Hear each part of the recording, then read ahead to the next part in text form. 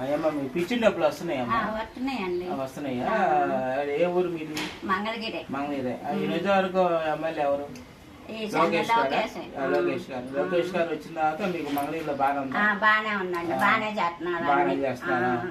అది మీకు పింఛన్ డబ్బులు ఆధారం? మీకు ఏం పని చేయరు?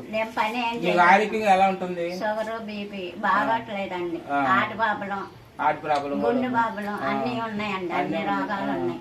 మళ్ళీ హాస్పిటల్కి వెళ్తే షుగర్ పచ్చికి 3,000 అడిగారు. డబ్బులు లేక తిరిగి వచ్చేసాం. నా పెట్టేవాళ్ళు ఎవరు లేరు, చూసేవాళ్ళు ఎవరు లేరు.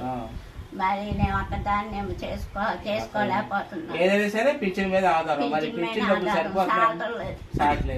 అయితే పింఛన్ డబ్బులు అంటే మీరు సరిపోతున్నాయి అని అన్నారు. కాకపోతే మీకు బాధలు ఉన్నాయి.